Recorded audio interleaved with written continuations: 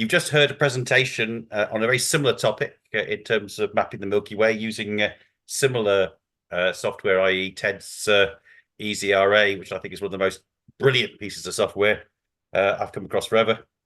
But whereas you've had it presented by somebody who is intelligent and sensible and eloquent, I'm now going to present it as a complete idiot's guide to getting started, presented by an idiot, i.e. me.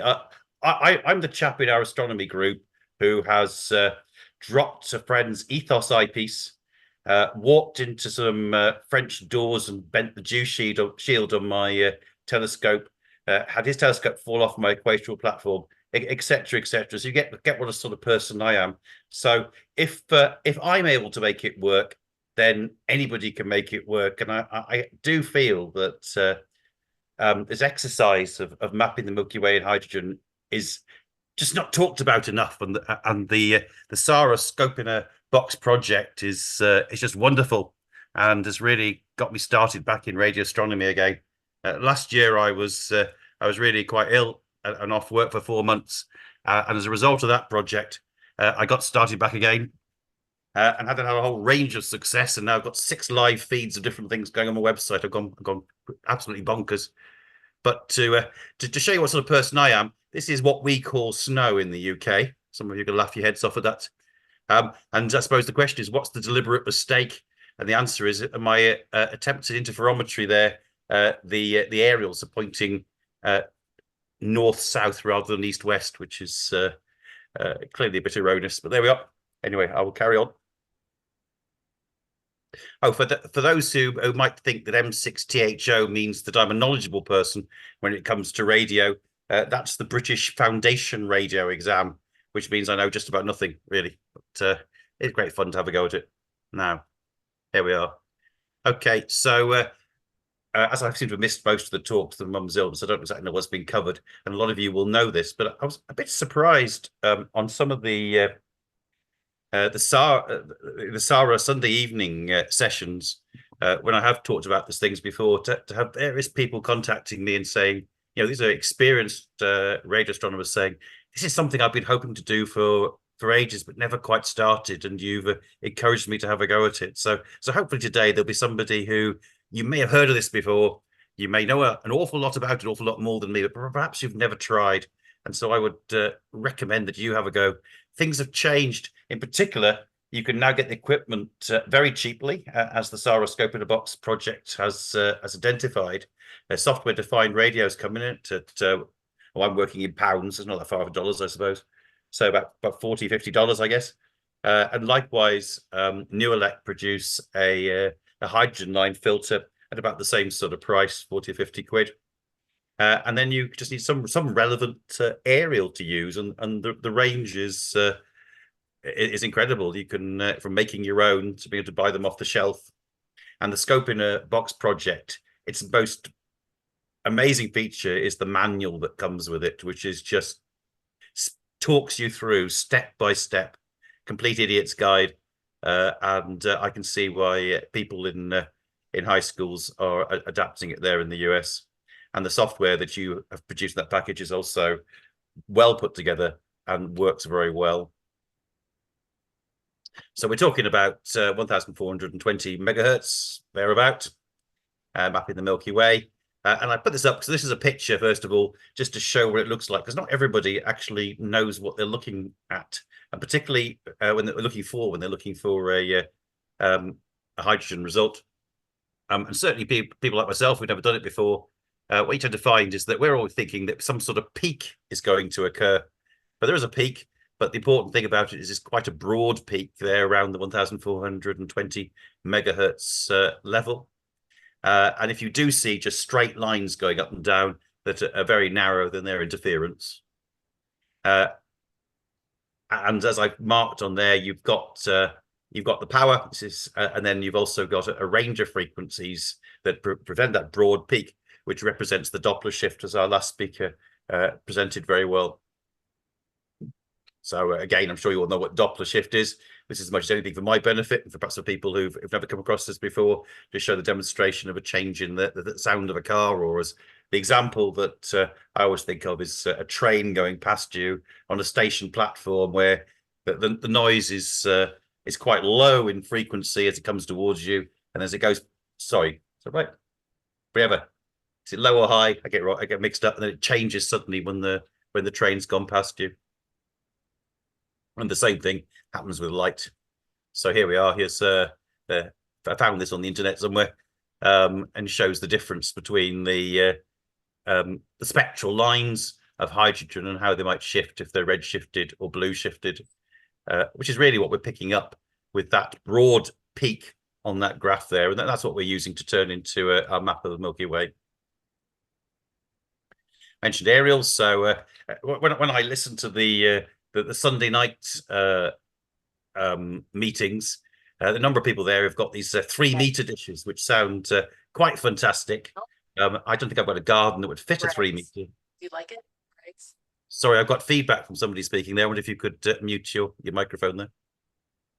So, great idea to have a 3-meter dish, but I don't think it would have fit in my garden. In addition to that, they do come with a number of difficulties, particularly around how you're going to mount it and how you're going to move it around. And around here, wind is a big issue. So I was involved in a 3-meter project a few years back through the British Astronomical Association, but the dish was forever being locked down, had problems with wind and getting its motor mechanism damaged because of high gusts. And there's this option as well. You can make yourself a corner aerial. I haven't done it myself, but that sounds a pretty easy, effective way of producing one. This is obviously one that's a little bit ridiculously large in size, but you can make them quite small. And it emphasizes the fact that you don't need to be an expert in order to generate your own aerial, and therefore not spend too much money on it if you don't want to. On the other hand, some of us, a bit like myself, perhaps not so keen on making things, so you can actually just buy something off the shelf. So this is just an example of a Wi-Fi aerial thing. But in fact, Newelec produced a very similar one, which is actually now tuned at 1.4 gigahertz deliberately for hydrogen astronomy. So it is possible to buy one off the shelf. And this is care of Alex here, who kindly put this on the forum. So I've nicked it and put it on the presentation. I hope he doesn't mind if he's online. But it just shows something that perhaps for some of us isn't obvious, and definitely wasn't obvious to me, which is what direction you should orientate that mesh dish, because you can see that those Newelec aerials come in at about 100 centimeters in one direction by 60 centimeters in the other. So which direction should they go? And then when you put them together, it's also not that obvious which direction you put the longitudinal aspect of the waveguide either. The instructions are not clear. So again, this diagram is very helpful to show you which way you should put it to get maximum resolution out of it. Now, I was very lucky. Somebody through the BAA gave me one of these things, which mostly thinking, what on earth is that? That is ex-military dipole array. Part of the Farming Trifid system, which was used in the UK. Each of those little long, thin cylinders is a dipole. And so 16 of those. The whole thing measures 86 centimeters by 86 centimeters. So it's give or take roughly in the range of a 1-meter dish, and actually performs at about the same level. And has got one major advantage over a dish that you perhaps wouldn't think of initially. And that is that it passed the wife test. It had to get permission to be stuck in the garden, left there for a long period of time. And the first thing I had was, no, I'm not having a satellite dish or a big radio dish in the garden, but that's okay. With the general consensus, it looks a bit like a barbecue when it's flat. So that actually was allowed in. Unfortunately, there's not many of them around. So it's not the sort of thing you go out and buy. It's used by something different. Now, the next question is, how do you actually mount this thing? And one of the brilliant things about Ted Klein's Easy Radio Astronomy is it uses drift scans when it's collecting data, and therefore actually pointing the telescope is actually not that important. You can actually point it in any direction. Generally, they're done about south. In my case, gone for 163 degrees, which has no particular reason other than the fact that it goes parallel along the patio and therefore looks nice. But you do need some mechanism for being able to change the elevation, get data. And basically, you point to a particular elevation, and then you just collect data over 24, 48 hours or so. And the longer you collect it, the better noise to signal to noise ratio you get. and then you then change the elevation and get a signal to a different level. So this is my complex mount made from bits of wood, a few screws, and a few hinges. And with this really clever high-tech mechanism for changing the elevation, i.e. a few pieces of wood with some holes in it, which just allows me to pull it down and stick the next hole down, or drill a few more holes if I want it to go at a different level. The box underneath is what has the houses the computer. And I guess there might be some issues there in terms of interference, but it seems to work quite well.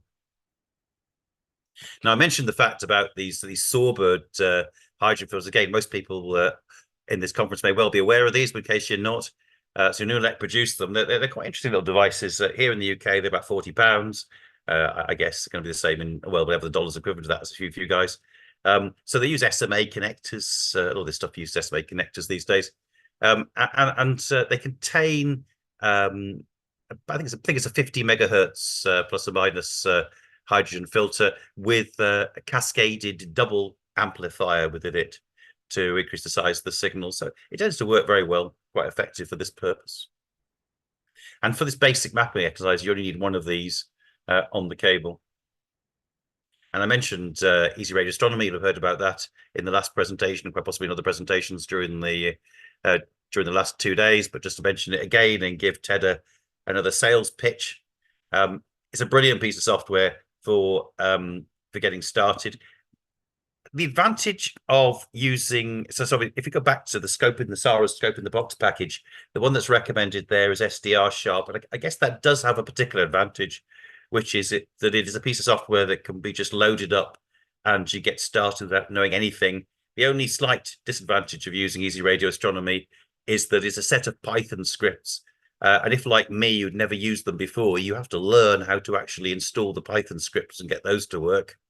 But it isn't that difficult. And Ted is, as I'm sure many people have said, and as the last lady said, it's brilliant at holding your hand and taking you through the process. And I think that is something I would like to say about SARA. There are a number of members of SARA who have helped me out, and you really do have a group of fantastic people for giving support there. And thank you very much indeed, and on behalf of all the people who benefited from that. This can be used on both Windows and Linux, I would say. I don't know much about Linux, so I just got Windows. The other advantage of if you do decide to go on the route of using the scope in the box package or just setting your own stuff up, there does seem to be some issues with the latest version of SDR Sharp with the IF average plugin. At least I couldn't get it to work anyway. And the package that SARA provide has got one of the older versions in, which works very well and actually comes preloaded with the plugins. So it's a good place to get started rather than trying to muck around with the latest one, I would recommend. And here we are. Here's Easy Radio Astronomy in action, collecting data. And as you can see, you've got the hydrogen signal showing the peak there on the left-hand side. And on the right-hand side, you've got various bits of information, including the azimuth and the elevation, which you sort of set up at the beginning when you're running the program, and also some information about the data being collected.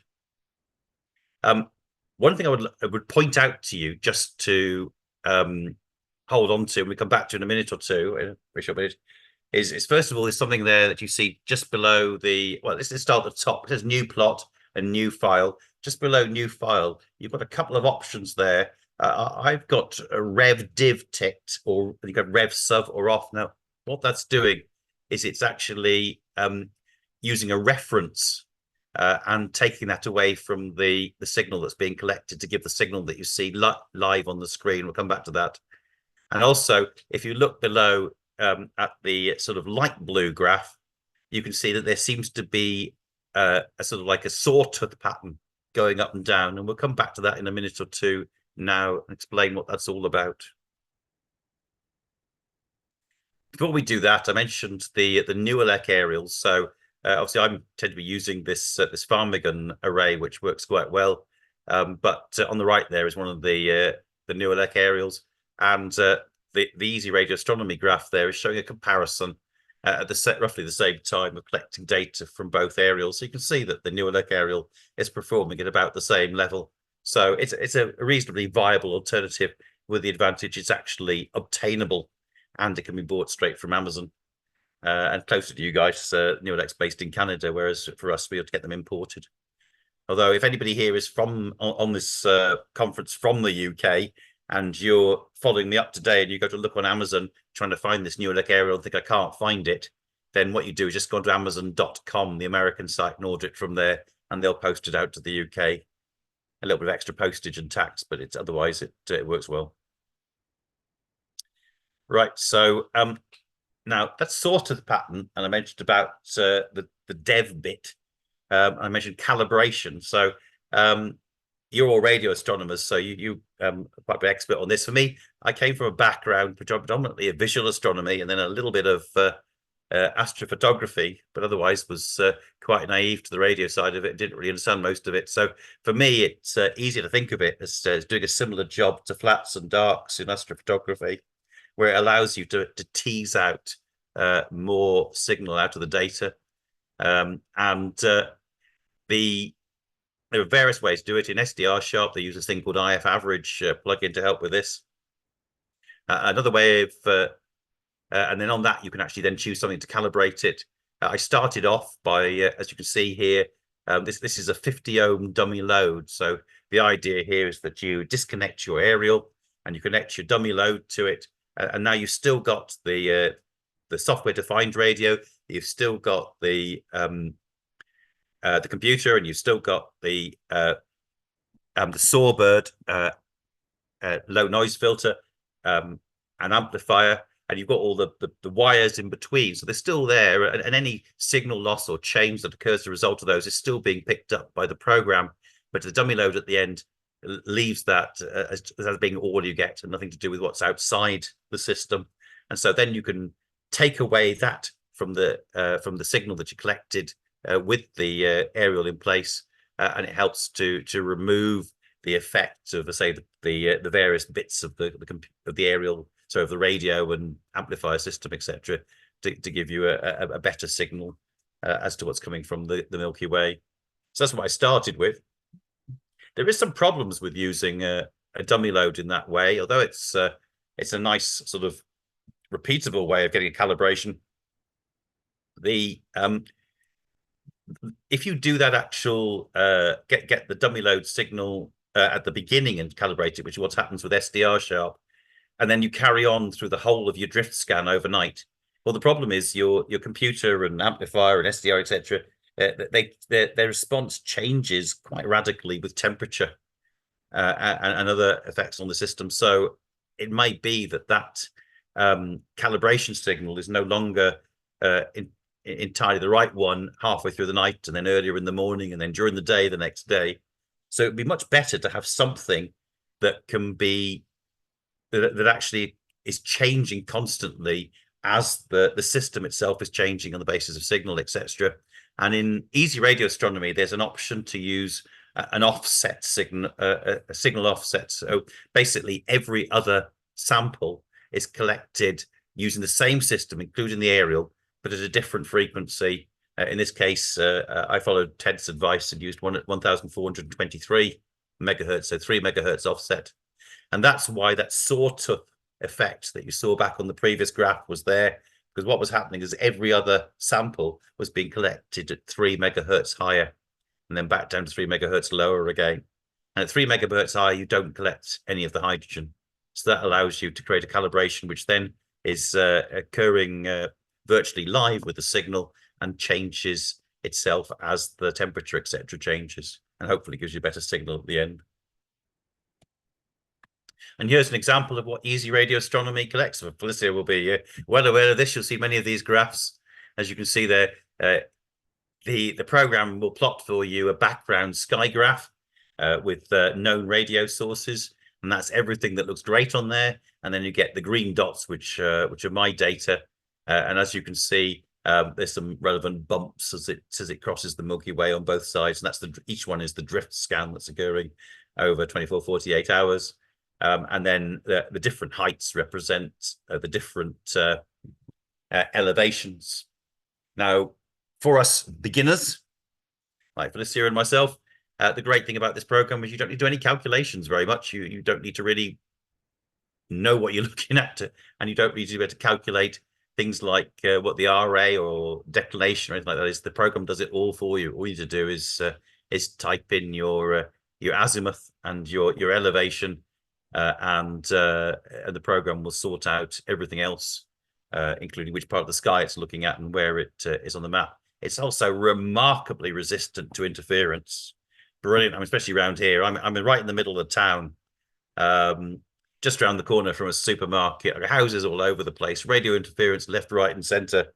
And yet this program does an excellent job of producing a good signal in spite of that. And there we are. There's an example of the map that I was able to produce with this. Emphasize the fact this is my first map because I think I got the arms wrong in terms of actually plotting it against that background. It's a background map from Wikipedia, but nevertheless shows the fact that you're able to pick up and map out the arms of the Milky Way, and this demonstrates one of the most powerful things. I just think it's something we should be selling to other people interested in astronomy and saying, look, you're missing something out if you're not involved in radio astronomy. It's fine doing astrophotography and all that sort of stuff, but here we can first of all produce a picture which is similar to a CT scan in that we're looking down from it from out, like the CT scan. We can change our point of view and look down from it from outside rather than just from our perspective of being here at the sun / the Earth. And in addition, the velocity data, etc., allows us to see beyond the thing in front of us. So with a picture, you stop at the first set of stars, but here, as you can see, I'm starting to get the second arm outside the first arm. And if I had a bigger dish, I could probably do even further than that and get out. So I think that's absolutely remarkable. And the ability to pick up the velocity data and make further scientific conclusions from that, I find absolutely staggering and blows my mind. And I speak as somebody with many years' experience as a visual astronomer and quite a long time as a astrophotographer, quite a lot of interest in the science of astronomy as well. But this is something I wasn't aware of, and I'm very grateful to SARA for introducing me to me and for Ted for helping me through the process. But I just think to myself, why didn't I know about this earlier? What's are we missing this forever? And not only that, but most of my colleagues seem to be still missing it now. So I'm now seeing as my mission in life to tell everybody about this radio astronomy stuff that they're missing and what they could be doing. The problem is, I'll just say they've all spent their money already on a load of astrophotography gear, so they got nothing left. Here we are. So just emphasizing it a bit, it just goes to show just how many different features you can start to pull out, although I emphasize that I think I've got my arms wrong here. But as long as you map it out and do it properly, you can get quite a lot of information. And this is just with a small dish, equivalent of 86 centimeters. And this is my latest data, which I think which is I found it a bit more in, and I think perhaps a little bit more. I've also used, I should say, acidically, a few of my astrophotography techniques and a bit of photoshopping to pull out some of the more, shall we say, is there, but the fainter data, put that, make it more obvious. So that second arm becomes a lot more obvious in here. And then there's another map that I found, and just another example of the various arms. And that's, I think, this time a much more accurate account of what I'm picking up, I believe. But I would be happy if somebody corrected me on this and told me exactly which ones I'm looking at. Have I got it right? Are we looking at the Sagittarius arm and the Perseus arm, or should it be the normal outer arm and the Perseus arm? Perhaps in the question somebody could tell me which one it's supposed to be. So if I've correctly done it this time, here's what I'm picking up on here, including the Cygnus spur and some little elements of the outer arm there.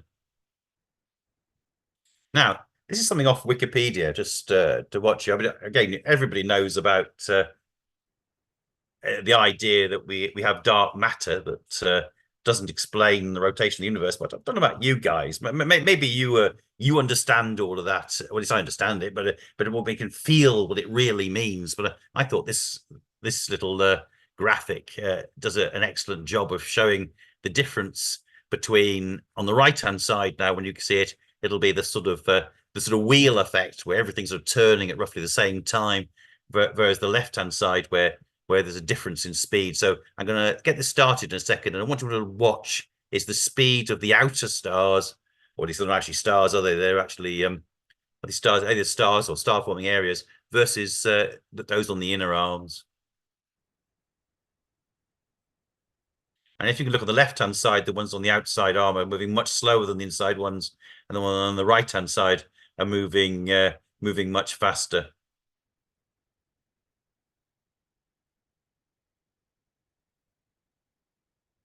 Just do it again. So on the left-hand side, they're moving much slower. On the outside, on the right-hand side, they're moving much faster. And that's meant to be the smoking gun, the main smoking gun, that dark matter exists.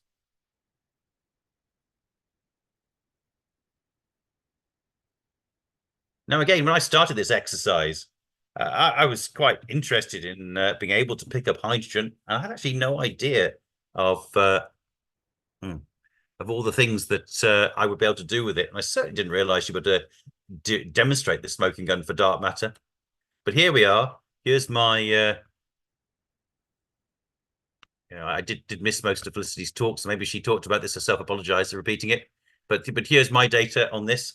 And so on the left-hand side, we have this is plotted by Easy Radio Astronomy, but it's not data from these telescopes. It's just something that's based on data from Wikipedia, and it basically shows the speed of the planets in the solar system.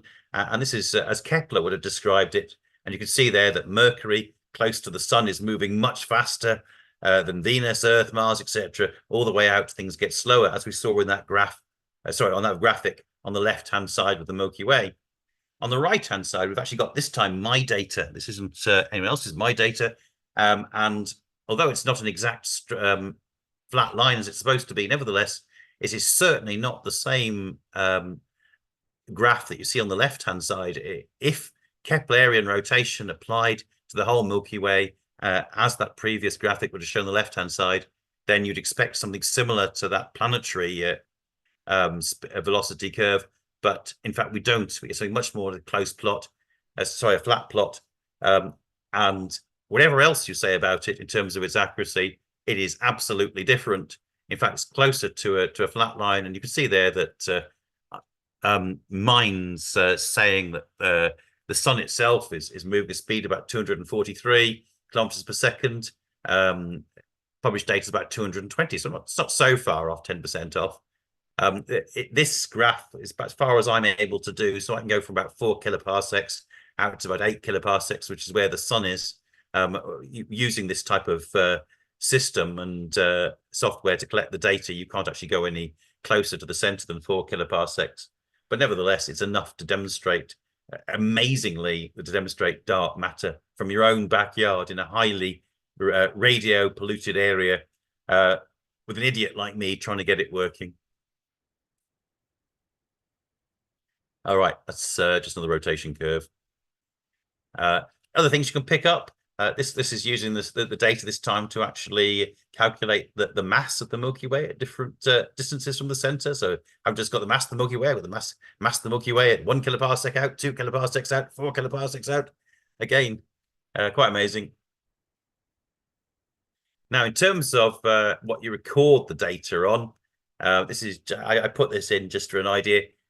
People might use different things. A lot of people here in SARA and also in the BAA seem to like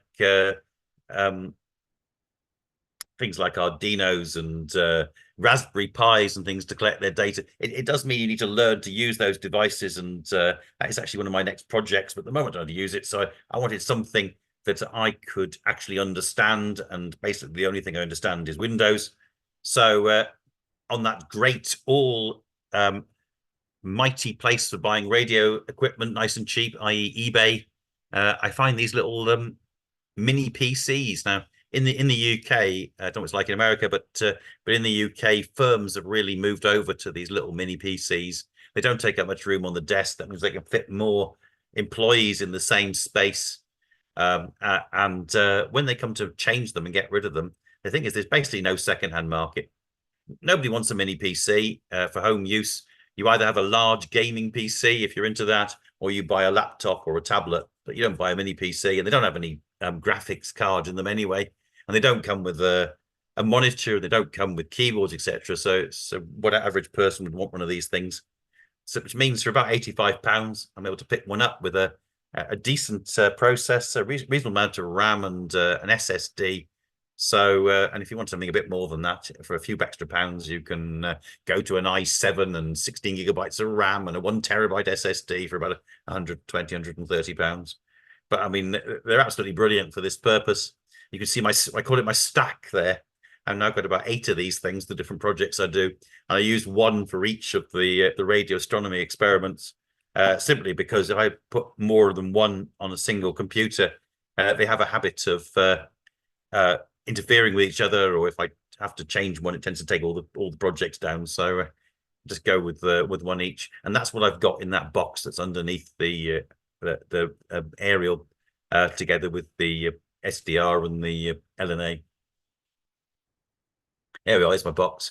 Although we suffer a major problem with dew round here, so when I tried this the first day or two and woke up with a pool of water in the bottom of the box, I thought something has to happen. So I've stuck one of these little caravan dehumidifiers in. Again, you might complain and say, if you want to be purist, and say another source of interference, but it does not stop the system from working and producing that data. So therefore, I've gone with that.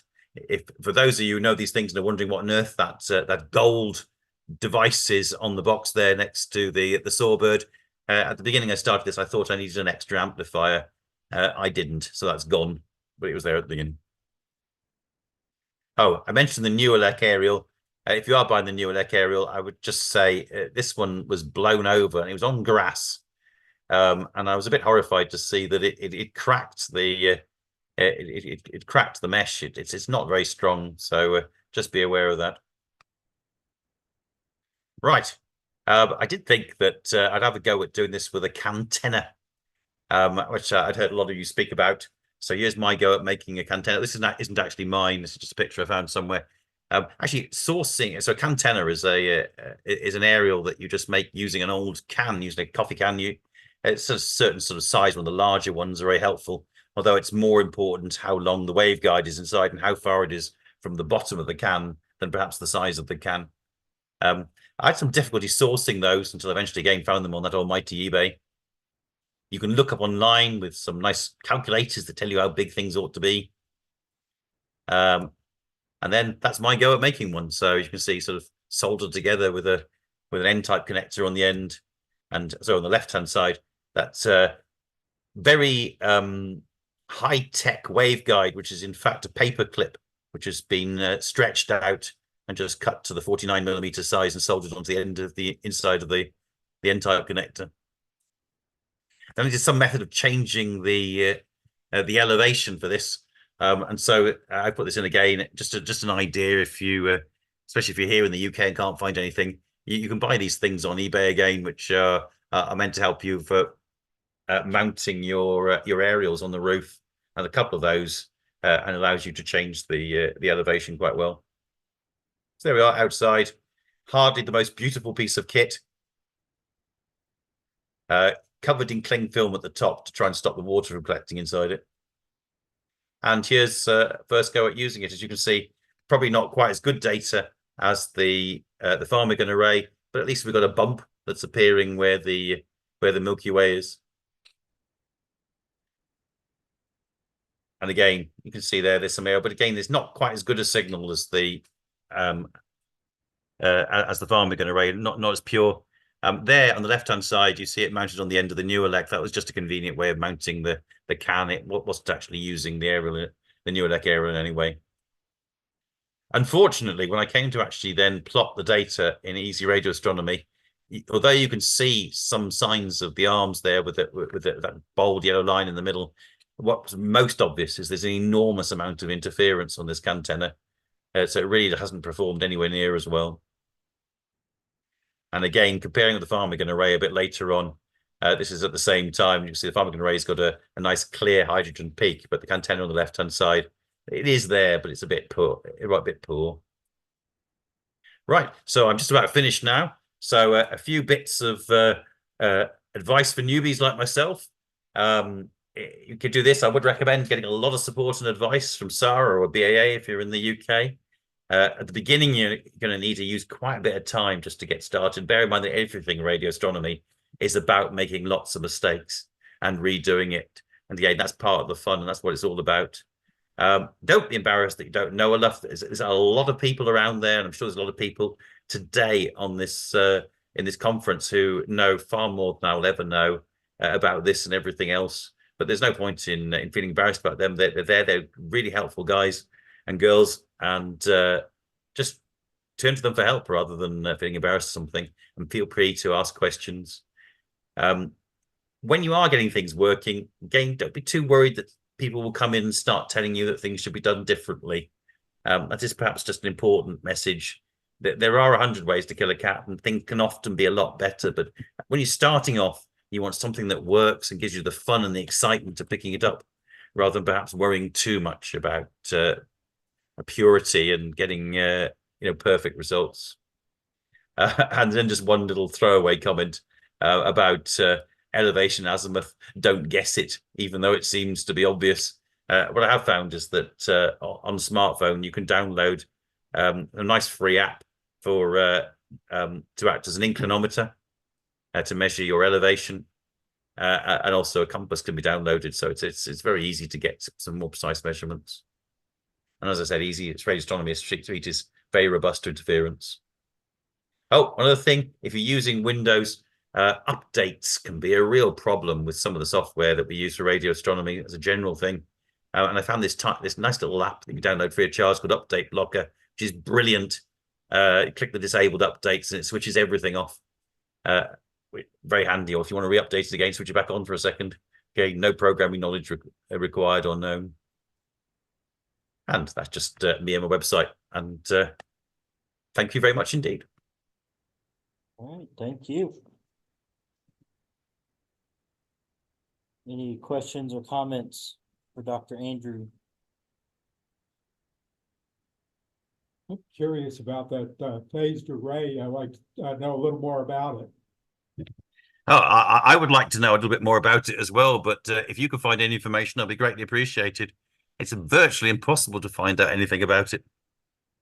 Just have to call The best I've come up with is finding a picture about Trifid military aerials, showing it in action on a sort of a mock war zone, but nothing that actually describes the array itself. It's a band, for what it's worth, it's a band 3 European military array, which covers the 1420 megahertz range. How many dipoles are on that? It looked like maybe 9 dipoles. Is that right? 16, 4x4. 4x4. I'm guessing all of them are just added together. Yeah, I don't know. I mean, we debated that on the Sunday night meetings because I asked that question: how do people think that it actually combines the stuff from the dipoles? I don't know. There's no obvious sort of box or anything at the back containing any components. It's just got the cable coming out the back of the metalwork. I noticed that you were using 2 antennas that look like scope in a box antennas for sort of a phased array. Are you doing any signal processing, or are you just merging the stuff, the 2 antennas together to get the? Oh, you mean my first picture? I mean yeah. I mean the presentation today is about the data from the Farmigan array, which is the green thing. Those are what was meant to be my second talk, which has been changed for one on muon detectors because of my failure to get it to work, which is my attempts to actually do interferometry. So the two, those are 2 new elect 1.4 gigahertz grid antennae, which attempting to do interferometry with. As I say, my initial go, which was laid out wrongly, north to south rather than east to west. But okay. I'm getting a lot of help from people, but still completely failing to succeed so far. In terms of how, well, we had another talk one day about how those attempt to put together, was basically I'm not doing a very good job of it. But I'm trying to combine them with an AD8302 phase comparator. Oh. Yeah, that's something that's been going back and forth on the Google boards, the listserv, Okay, quite a bit of discussion there. So. Yeah, a lot of it was me saying help, help. Okay. I think we're all good here. Any questions online? If not, then I guess we will go into Dr. Andrew Part 2. Thank you very much. Oh, right. Okay. Okay. Oh, I thought you guys were stopping for a photograph. Were you doing that later on, are you? Well, it's